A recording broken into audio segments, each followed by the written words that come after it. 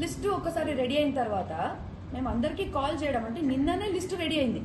So ఈ రోజు వాళ్ళు కాల్ చేసి చెప్దాం పిలుద్దాం అనుకునే లోపట బేసిక్లీ ఎక్కడ ఏదైనా స్టూడెంట్కి ఇప్పుడు వీళ్ళు కూడా ఏం చేస్తారు, ఇప్పుడు ఎవరు ఈరోజు అంతా ఇది రౌడిజం చేయడానికి వచ్చారో వీళ్ళందరూ గ్యాంగ్ అంతా స్టూడెంట్స్తోని ఒక వీక్ పాయింట్గా పట్టుకొని వాళ్ళతో మాట్లాడి ఇట్లా ఏదైనా ఒక నెగిటివిటీ బయటికి రావాలని దాని మీద ఫోకస్ చేసేసి దీనికి ఒక బ్యాడ్ పేరు తీసుకురావాలని ప్రయత్నిస్తున్నారు.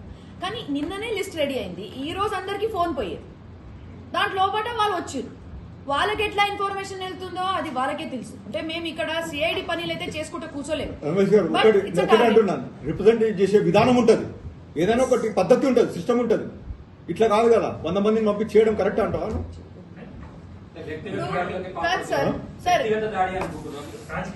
సార్ ఒక నిమిషం sir. First of all Mynampally గారు వచ్చిన తర్వాత ఆయనకి మర్యాద ఇచ్చి మనం అందరం కూర్చోబెట్టేసి సార్ చెప్పండి sir what is your problem అనుకున్నప్పుడు వాళ్ళు వచ్చి డీన్ గారితో మాట్లాడి లేకపోతే వీసీ గారితో ఒక ప్రైవేట్ రూమ్ లో మాట్లాడి రిక్వెస్ట్ చేసి సార్ ఇట్లా ఉంది సార్ ఒకసారి చూడండి ఏదైనా, ఎందుకంటే బీసీ ఆయన పెద్ద బీసీ అంటే ఏదో ఒక నార్మల్ పర్సన్ తో మాట్లాడినట్టుగా కాదు. And we are under state rules policy దానికి తగ్గట్టుగా ఉంటాం, కానీ we are not under any political leader. So వాళ్ళు ఏదైనా ఒకవేళ ఉంటే వచ్చి నెమ్మదిగా మాట్లాడి సార్ ఇట్లా సిచ్యువేషన్ ఉంది, 22 మందికి వాళ్ళ పేరెంట్స్ కానీ ఏదో వాళ్ళు స్టూడెంట్స్ అని రిప్రజెంటేషన్ చేసి ఉండొచ్చు. సో అడిగి దానికి ఏదైనా సమాధానం తీసుకెళ్తే అదొక మెచ్యూర్డ్ బిహేవియర్ ఉంటుండే. వాళ్ళు వచ్చి ఫస్ట్ వాళ్ళు ఎంతమందికి పంపించేసి వాళ్ళు కూడా మళ్ళీ తాగొచ్చారు, సీసీటీవీలో అంత క్లియర్గా ఉందండి. పోనీ వచ్చారు ఏదో ధర్నా చేస్తారనే కాదు, వచ్చిన తర్వాత అంత పలగొట్టడం ఏంటిది, మన మ్యాన్ హ్యాండ్లింగ్ చేయడం ఏంటిది, ల్యాబ్ అసిస్టెంట్ మీద కొట్టడం ఏంటిది, మళ్ళా డీన్ వాళ్ళకి కూడా పుష్ చేయడం ఏంటిది. అంటే హౌ ఆర్ వి సేఫ్? అంటే ఎవరైనా రేపు ఫెయిల్ అయ్యి ఇంకోటన్నా ఒకవేళ వాళ్ళ ఎడ్యుకేషన్ గురించి మాట్లాడుతున్నప్పుడు వాళ్ళకేమైనా తెలివి ఉందా, వాళ్ళకేమైనా దీని ఎక్స్పీరియన్స్ ఉందా? లేదు. వాళ్ళకి నిజంగానే వాళ్ళు అంటున్నారు కదా, నేను ఈ రోజు వీడియో విన్నాను, అన్న ఏమన్నారు అందరికి స్టూడెంట్స్ కి ఫ్రీ ఎడ్యుకేషన్ ఇచ్చే బాధ్యత నాదంటే సరే ఆయనకు ఒక కాలేజ్ కట్టమనండి, లేకపోతే కనీసం ఒక స్కూల్ కట్టమనండి. ఆయనకు అంత ఫ్రీ ఎడ్యుకేషన్ ఇచ్చే కోరిక ఉంటే ఆయనకి ఫ్రీ ఎడ్యుకేషన్ ఇచ్చుకోమనండి, వీల్ రెస్పెక్ట్. ఆ టైంలో ఆయనకి ఎవరు పిఏ అవ్వాల్సిన అవసరం లేదు. Let him start his own institutions, let him start his own school and అక్కడ మొత్తం ఫ్రీ ఇవ్వమనండి ఆయన, అప్పుడు మనం చూస్తాం. So this is the situation. ఏదున్నా కూడా అండ్ మూడో విషయం సార్, ఏదున్నా వి ఫాలో. ఇప్పుడు జేఎన్టీలో ఏం పాలసీ ఉందో అదే పాలసీ మన మల్లారెడ్డిలో ఉన్నాయి. మన ఫ్యాకల్టీ గురించి కానీ అంతా పర్ఫెక్ట్ గా ఉంది. ఏదైనా వచ్చి ఒక నడిచే ఒక సిస్టమ్ నడుస్తున్నప్పుడు యూనివర్సిటీలో వచ్చి స్టూడెంట్స్ రెచ్చగొట్టడం కరెక్ట్ కాదు. దిస్ ఇస్ అది మాకు మంచిగా అనిపిస్తలేదు. అండ్ ఇంకోటి ఏంటంటే మనకి ఏదైనా ఇన్స్టిట్యూషన్స్ లో ఒక పద్ధతి ఒక సిస్టమ్ ఉంటుంది. If there is any doubt, ఒకవేళ ఈ 22 మెంబర్స్ ఒక డౌట్ ఉంటే లేకపోతే స్టూడెంట్స్ కి లేకపోతే వేరే స్టూడెంట్స్ కి ఏదైనా కంప్లైంట్ ఉంటే they can write are they can ask the authorities, అంటే స్టేట్ గవర్నమెంట్ లో ఉండే respected department of education or who ever it is. ఎందుకంటే వాళ్ళ దగ్గర ఒక రిప్రజెంటేషన్ వెళ్తే they can come and inspect, they can come and inspect, they can ask for a personal hearing. వాళ్ళు వచ్చి మమ్మల్ని అడగొచ్చు, మమ్మల్ని దాని డీటెయిల్ అడగొచ్చు, వీఆర్ ఆన్సర్ దెమ్. బట్ ఇక్కడ వచ్చి వాళ్ళు ఏదో పాలిటికల్ అజెండా చేసి మల్లారెడ్డి గారు ఫోటో కాల్పించేసి this is not the right way. And ఇట్లాంటి డిటైన్ చేసేది ఒకటే యూనివర్సిటీ కాదండి, there are so many universities. ఒకవేళ ఇక్కడికే రావాలని ఆయనకి అంత స్టూడెంట్స్ మీద చాలా ఆయనకి ఇది ఉంటే, ఒకవేళ స్టూడెంట్స్ గురించి ఆయనకి అంటే ఇంత ప్రేమ కేరింగ్ అట్లాంటి ఫీలింగ్ ఉంటే you should go to other. ఎక్కడెక్కడ డిటైన్ చేస్తున్నారో అన్ని దగ్గర పోయి ఇట్లాంటి తెలిసిందే. మల్లారెడ్డి గ్రూప్ ఆఫ్ ఇన్స్టిట్యూషన్స్ దగ్గర 35 సంవత్సరాల నుంచి ఎడ్యుకేషన్ ఫీల్డ్ లో ఉండడం జరుగుతుంది. అంటే 50,000 మంది students Malla Reddy group of institutes లో చదువుతున్నారు ఈ రోజు. దాంట్లో 2 మెడికల్ కాలేజెస్, 2 డెంటల్ కాలేజెస్ ఇక్కడ సూరారంలో, అదేవిధంగా మల్లారెడ్డి యూనివర్సిటీ ఇంజనీరింగ్ కాలేజెస్ తోని అక్కడ మైసమ్మగూడెంలో 35 ఇయర్స్ నుంచి ఎడ్యుకేషన్ ఫీల్డ్ లో ఉన్నారు. దీంట్లో దగ్గర 10,000 మందికి ఉద్యోగం చేస్తున్నారు మల్లారెడ్డి గ్రూప్ ఆఫ్ ఇన్స్టిట్యూషన్స్ లో. అదేవిధంగా ప్రతి సంవత్సరం కూడా 5,000 మంది పిల్లలకి డిఫరెంట్ ఎంఎన్సీ కంపెనీస్ లో, టాప్ ఎంఎన్సీ కంపెనీస్ లో ప్లేస్మెంట్ చేయడం జరుగుతుంది. అంటే ఒక ఎగ్జాంపుల్ గా చెప్తున్నాను నేను, అంటే ఉమెన్స్ ఇంజనీరింగ్ కాలేజ్ లో దగ్గర 1000 మందికి 85% తో పాస్ అవుతూ వాళ్ళు ఎంఎన్సీ కంపెనీస్ లో ఒక్కొక్కరికి 7-8 కంపెనీస్ లో ప్లేస్మెంట్ కావడం జరుగుతుంది. సో అట్లా ఒక రెప్యూటెడ్ గ్రూప్ ఆఫ్ ఇన్స్టిట్యూషన్స్. అంటే ఇప్పుడు తెలంగాణలో కాదు, మొత్తం భారతదేశంలోనే బిగ్గెస్ట్ ఎడ్యుకేషనిస్ట్ ఈరోజు మల్లారెడ్డి గ్రూప్.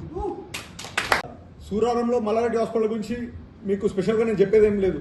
దగ్గర దగ్గర 25,000 పైగా డెలివరీస్ మొత్తం కూడా కంప్లీట్గా మొత్తంగా ఫ్రీ చేయడం జరుగుతుంది. అంటే మేము అంటే కేసీఆర్ కిట్ లాగా ఇక్కడ మేము స్పెషల్గా ఏం పెట్టుకున్నామంటే సిఎంఆర్ కిట్ అని పెట్టుకున్నాం. అంటే ఒక మహిళ అంటే ఒక అమ్మాయి పుడితే వాళ్ళకి 5,000 రూపాయలు ఇవ్వడం మా సొంత నిధులతోని. అదేవిధంగా ఒక అబ్బాయి పుడితే 2,500 రూపాయలు వాళ్ళకి ఒక కేసీఆర్ ఒక కిట్ తయారు చేసి కంప్లీట్గా వాళ్ళకి డెలివరీ కంప్లీట్గా ఫ్రీ డెలివరీ చేస్తూ మళ్ళీ కిట్ ఇస్తూ వాళ్ళకి ఇంటికి పంపిస్తున్నాం. సో మీరు అంటే నేను ఇప్పుడు చెప్పడమని కాదు, అంతా మీడియం కూడా చెప్తున్నాను. ఇప్పుడు కూడా పోయి మీరు హాస్పిటల్ కూడా వెరిఫై చేసుకొని మీరు ఎంక్వైరీ చేసుకొని రావచ్చు, దానికి ఎటువంటి క్వశ్చన్ లేదు. సో ఇవన్నీ చేస్తూ ఉన్నాం. మీరు గత నెల రోజుల నుంచి చూస్తూ ఉన్నారు ఇష్యూస్. అంటే ఈరోజు స్పెషల్గా చెప్పాలంటే ఒక ఆయన పెద్ద మనిషి అంటే మైనంపల్లి గారు ఒక 100 మందిని మా ఇన్స్టిట్యూట్కి పంపించి అంటే ఒక అటాక్ లాగా చేపించి మా ఫర్నిచర్ లాగా ధ్వంసం చేపించేసి మా ఫాదర్ ఫోటోని అంటే మల్లారెడ్డి గారి ఫోటోని మా కాలేజ్ ఎదురుగా అంటే కాలబెట్టడం జరిగింది. అంటే ఏందన్నట్టు ఇది అంటే దగ్గర దగ్గర 50,000 మంది పిల్లలు చదువుతున్న ప్రదేశానికి వచ్చి సడన్గా వచ్చేసి ఒక అగ్రికల్చర్ కాలేజ్లో దేనికోసం ఒక 22 మంది పిల్లలు డీటైన్ అయ్యారని. అది 2,000 మంది పిల్లలు చదువుతున్న కాలేజ్లో 22 మంది పిల్లలు డీటైన్ అయ్యారని. అంటే వాళ్ళకు కూడా 5 సార్లు అవకాశం ఇచ్చిన తర్వాత ఫెయిల్ అయిన తర్వాత 5 సార్లు ఫెయిల్ అయిన తర్వాత మళ్ళీ 6th టైం కూడా అవకాశం ఇచ్చిన తర్వాత కూడా ఫెయిల్ అయిన తర్వాత వాళ్ళకి డీటైన్ నోటీస్ వాళ్ళకి ఇవ్వడం జరిగింది. సో అట్లాంటి పిల్లల కోసం ఆయన రావడం ఏంది, ఆ దౌర్జన్యం చేయడం ఏంది అంటే ఇదంతా మళ్ళీ ఇవన్నీ పొలిటికల్గా మాట్లాడడం. అంటే ఏదో మేము ఇప్పుడు ఏదో బీఆర్ఎస్ గవర్నమెంట్లో చేసుకున్నాం అన్నట్టు ఇదంతా కూడా ఆయన సృష్టించి చెప్పడం అంటే అది మాకే అర్థం కావట్లేదు. నేను ఒకటి చెప్తున్నాను, మీ అందరూ ఇది రాజకీయాలు అనేది కాలేజీలలో చేయొద్దు. దగ్గర దగ్గర 50,000 మంది పిల్లల ఫ్యూచర్ మల్లారెడ్డి గ్రూప్తోని టై అయి ఉన్నది. కాబట్టి నేను రిక్వెస్ట్ చేస్తున్నాను, ఈ గూండాయిజం రాజకీయాలు ఏదైనా చేయాలంటే బయట చేయండి. అదేవిధంగా ల్యాండ్ గ్రాబింగ్ అంటారు, అరే ల్యాండ్ గ్రాబ్ ప్రతి విషయంకి వస్తే ల్యాండ్ గ్రాబింగ్ ఏదైనా డాక్యుమెంట్ ప్రూఫ్ ఉంటే చేయి. రెవెన్యూ అధికారులు ఉన్నారు, కలెక్టర్లు ఉన్నారు, బఫర్ జోన్ అంటారు. అరే ఏదైనా ఉంటే నువ్వు కంప్లైంట్ ఇచ్చుకో, చేసుకో, ప్రాబ్లం ఏం లేదు కదా, దానికి మేము పట్టిస్తాం, జైల్లో పెట్టిస్తాం. అరే ఇదేం రాజకీయాలు నాకు అర్థమవుతలేదు. అది కాలేజీలో వచ్చి మా కాలేజీలో వచ్చి మాట్లాడడం ఏంది, ఈ విషయాలన్నీ అవసరమా? పిల్లలను కూడా మాట్లాడడం ఏంది? వాళ్ళ మనసులో ఏముంటుంది రేపు ఒక్కసారి వాళ్ళ ఫ్యూచర్ అరే ఆందోళనకరంగా ఉంటుంది కదా. మీ పిల్లలే చదువుతున్నారు అనుకోండి, ఎంతో మాకు తెలిసి మీ పిల్లలు కూడా ఎవరైనా ఉంటారు మా కాలేజ్ గ్రూప్లో. సో వాళ్ళ మనసులో ఏమవుతుంది అనేది మీరు కూడా ఆలోచించాలని కోరుతున్నాను. సో దయచేసి నేను ఒకటే రిక్వెస్ట్ చేస్తున్నాను, 2 నెలల్లో కూడా కొత్త గవర్నమెంట్ వచ్చినప్పుడు కూడా మేము అన్ని రికార్డ్స్ మాయి ఏదైతే ఉన్నాయో మెడికల్ రిలేటెడ్ కానీ ఇంజనీరింగ్ యూనివర్సిటీ రిలేటెడ్ కానీ అన్ని కూడా మేము కొత్తగా అంటే ఇప్పుడే పాత గవర్నమెంట్ కూడా సబ్మిట్ చేశాం, ఇప్పుడు కొత్త గవర్నమెంట్ కూడా సబ్మిట్ చేశాం. వాళ్ళు కూడా వెరిఫై చేసుకోవచ్చు, అందరూ కూడా రెవెన్యూ అధికారులు చేసుకోవచ్చు. ఈయన కొత్త ఇన్స్పెక్టర్, ఆయన నాకు అర్థం కాదు, రెవెన్యూ ఇన్స్పెక్టర్ ఏమన్నా వీళ్ళు వచ్చి చేసుకోవడం ఏంది? కలెక్టర్లు ఉన్నారు, ఎంఆర్ఓలు ఉన్నారు, ఆర్డీఓలు ఉన్నారు, వాళ్ళ పని వాళ్ళు చేసుకుంటారు. ఈయన మధ్యలో వచ్చి చేసేది ఏముంటుంది, ఇదంతా అర్థం కావట్లేదు. సో దయచేసి నేను అనేది రిక్వెస్ట్ చేస్తున్నా, నేను రేవంత్ రెడ్డి గారు కూడా నేను రిక్వెస్ట్ చేస్తున్నా. సో ఇంతమంది పిల్లల ఫ్యూచర్ భవిష్యత్తుని ఖరాబ్ చేయదని కోరుకుంటున్నాను. ఇదే ఫైనల్గా ఏదైనా ఉంటే మీరు నోటీస్ ఇవ్వండి, దానికి తగ్గట్టు మేము జవాబు ఇచ్చుకుంటాం, దాని తగ్గట్టు రెస్పాన్సిబిలిటీ ఇస్తాం. వీళ్ళు 100 మంది వచ్చేసి కాలేజ్కి వచ్చి చేయడం ఏంది అన్యాయం. సో దయచేసి ఇవన్నీ కూడా ఫర్దర్గా రిపీట్ కావద్దని కోరుకుంటున్నాను.